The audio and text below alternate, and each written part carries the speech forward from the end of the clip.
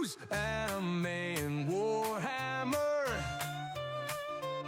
Tune in to Ken Green Tats and Talks podcast. What's the crack, everybody? You're listening to the Ken Green Tats and Talks podcast, and I am your host, Ken. So, as an anime tattoo artist, I wanted to make a show to talk about the stuff that drives my art. We'll critique some of my tattoos as well as talk about other artists and tattoos that I've seen mostly on Instagram. We'll chat about the anime or the manga that's currently happening, and we'll talk about the painting side of Warhammer. That's pretty much all there is to it. Short and sweet, and if you want to join me on this journey into my mind, give us a cheeky follow. Right, okay, so today's episode is going to be local artists that I admire for various reasons. So I've got them all up here, so just give me a second. So the first one we're going to talk about, now, if you're watching the video of this, there will be pop-ups and screenshots and stuff all over this. If you're just listening, like I said before, I'll try and verbally talk it. So the first one I will talk about is Sam McAleese. So his Instagram handle is SamMcAleese_tattoos. Like I said, I'll put the link down in the comments and all that kind of stuff, so you can go follow him. Sam came out of nowhere when it came for me. Like, he is such a lovely guy. I've met him a few times. I've chatted to him online, like vaguely. I'm not saying like we're best buddies or anything like that.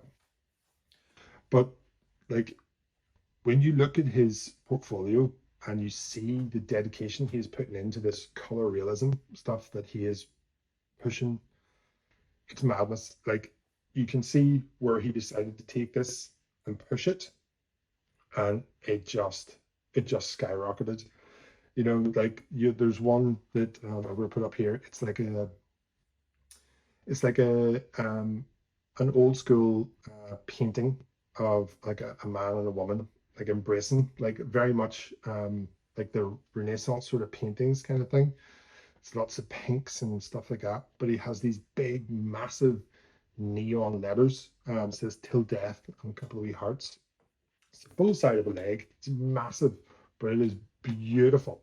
It is so nice, stuff like that. And then there's this one that he did recently. It's like a wizard casting a little fireball, and just the detail in the fireball and the reflection of the fireball on the old guy's face that is the wizard. So good. But he I think he went and did a seminar with Deanna from Inkmaster. If any of you know, I actually don't know her surname. I probably should have checked that out. I think her Instagram is just Deanna Art, and she paints, like, she does underpainting and stuff like that. It was actually when he said he was going over to Deanna, it was that underpainting sort of thing. I started watching some of her videos, and it was the underpainting side of that thing that made me sort of go, I could probably do that with the anime stuff. And then I started realizing that a lot of the tattoo artists that I admire do that. Now, the majority of them will do the black underpainting, like you'll see them doing like a stipply kind of stuff. I think I tried to do like a color underpainting with a couple of my tattoos, and they turned out really well. It'd be interesting to see how they heal. They were all quite recently, so it would be interesting to see how they heal. But yeah, but it was Sam pushing himself made me sort of go, hang on, I should do that. There's another one here. Like I said, if you pop up here, it's kind of like a witch with a candle, and there's something like reflecting in the hat, like a story. And it's just the warmth, the fact he's gone, it's black, and then it's like super light. You get that beautiful contrast. And these are all recent tattoos. Even if you go back, he's done a couple of really nice sort of black and gray pieces. There's like with like flashes of color. Yeah, they were quite popular for a while. I think a lot of people, even I've done a few, can't remember. But they were quite popular. But like, you can see, you go through his Instagram, you don't have to go too far back before you notice where he took that extra step. You know what I mean? He decided, this is what I want to do. This, I need to push myself. So he's done it, and then he's been to lots of conventions. He's won a whole stream of awards recently. Like, he is pushing himself, and it'd be interesting to see how far he goes for a wee. I think he's in Ballymena, I think it is. Like, he's not. Yeah, Ballymena. For a wee guy in Ballymena, who is the nicest guy. It'll be interesting to see how far he can push his art, and see how far he can go. Because there's a couple of obviously big artists in Northern Ireland who have gone on and done great things. Be interesting to see, because he's young too. I can say this because I'm 42, so I can go, oh, he's a young boy. You know, like, he has got a whole stream of like stuff to do, places to be, places to go, things he can push, an envelope that he can sort of, like, he's got an amazing amount of followers already. Like, it'll be amazing to see how far he goes. The next one I wanted to talk about was Sam Garbett. He is based up in Derry. For any of you guys up the North Coast, he's a good man to see. Sam is, I think he's relatively new into it. I actually don't know how many years he's in. His Instagram is Sam Garb Tattoos. Again, lovely guy. Just became a dad, so well done to him. It's quite the mission being a dad and a tattoo artist, especially at the start, but it's all worth it. The reason I have him here is he inspires me. Oh, there's my dog. Hello, Elmo. You don't have to sit beside me. He's coming. Yeah. Don't knock anything. Good boy. So the great thing about Sam is, this is the problem with doing a podcast at home. Sam is an illustrator. Like, I would say, from what I can gather, he was an illustrator before he was a tattoo artist, and that shows in every tattoo that he does. Sam already has. Oh, it's his style. That's Sam. That's Sam. That's what you want as a tattoo. You want someone to look at your tattoo and go, was that thingy? Was that person? Was that this person? You want your own spin on it, even if it's something simple, like the way you do your outline, or the way you do your color, or the way you do like a certain element, like the flames or wind bar, or remain. So you want someone to go, is that? And you go, yeah, it is. Yeah. Sam's art is amazing. Like, when you look at this is obviously his own design of Trunks from Dragon Ball, but you can still instantly tell it's Trunks. The great thing about anime characters is you can do them in your own style, as long as you keep the elements of who they are. Now, some of the characters will be harder, but there's a lot of them you can kind of go, oh yeah, big spiky yellow hair and a purple jacket with the collar up, Trunks. Stuff like that. Even the direction the hair goes, you can go, that's Goku, that's Vegeta, stuff like that. So you can't do, but you can instantly tell his own sort of artwork. My dog under the table again, sorry. It's just amazing. There's another one just here he did recently of Deku from My Hero. It's amazing just how he was able to draw that.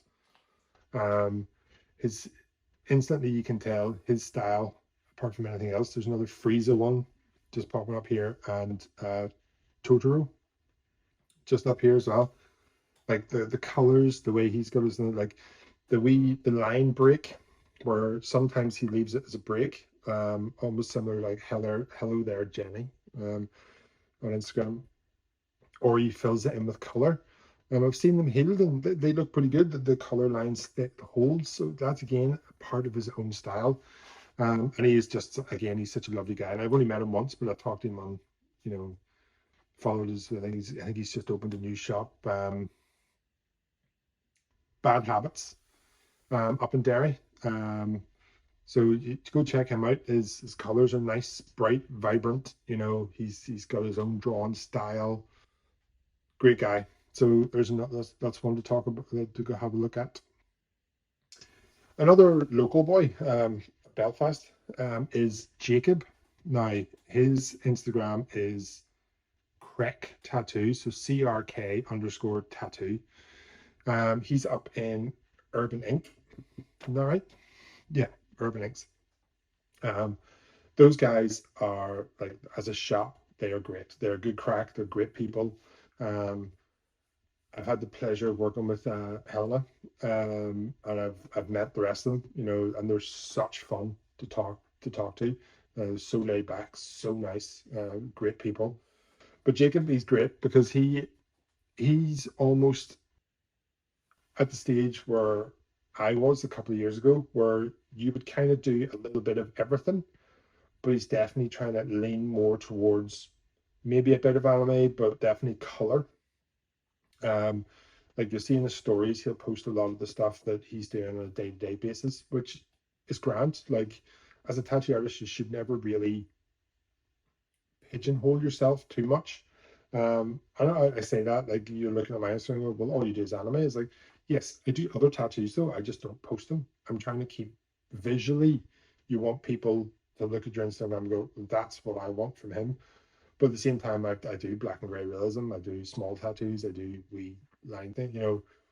It's the same with Jacob. I think he's at that stage where he does whatever comes in the door, which is what you should do. You need to be able to do every sort of skill set as a tattoo artist. Um, but when you look at his Instagram, he's definitely pitching more towards the color and stuff, and his stuff is clean. The line work is solid. His stipple shading, his normal shading, like it's fantastic stuff.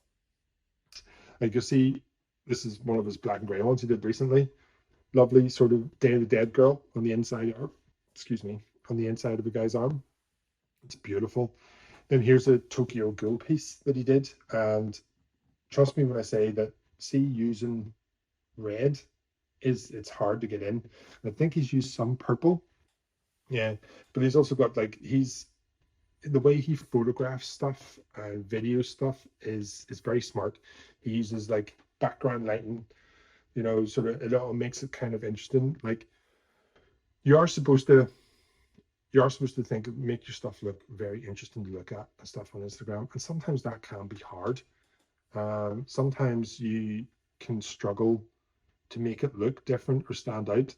But he's got lovely purple light from the background, sort of reflecting off half of that, and it just makes it look that wee bit more vibrant and cooler and stuff like that.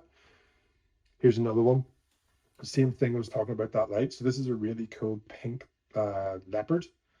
It's again solid, really well done, but he's got that lovely blue light around the back of it, because then pink and blue, so warm and cold, like it just, it makes the photo look professional, you know what I mean, rather than just on the wall, which I have to admit sometimes I do.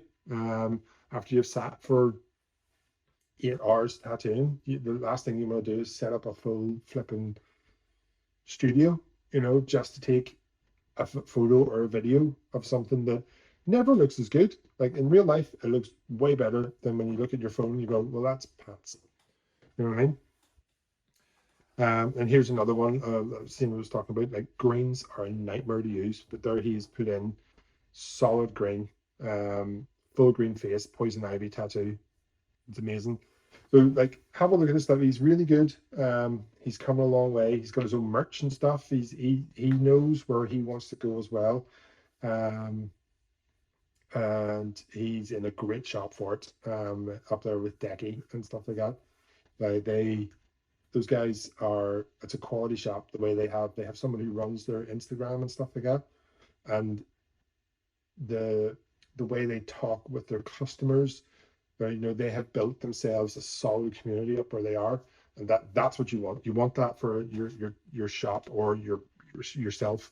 You want yourself to build a community, and then that community can sort of filter out, and that's how you create a place that people feel safe to come to and like really enjoy getting tattooed, because there's either good crack or you're getting a good tattoo, or you know what I mean, little things like that. So he's up in a great shop, and his work is just, again, stepping up bits and pieces, but it's so crisp and so clean.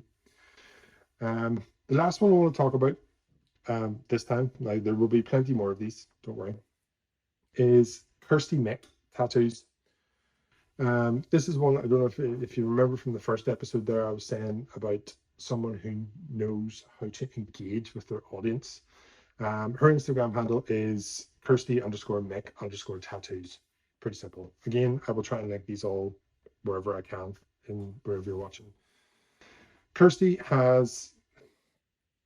she's gone through a lot. Like I've worked with her in the past, and I know bits and pieces of what her past, and she has come out stronger. Her work, especially in the last number of years, has just become cooler and cleaner and stuff like that. She started off doing the mandalas, and they were popular at the time, and then she refined it, so they were like prettier ones, and then she started adding flowers, and then she just kept building on her style. She figured out how she wanted to tattoo, and then started going. I think she was the first person I ever seen that did the build your own tattoos.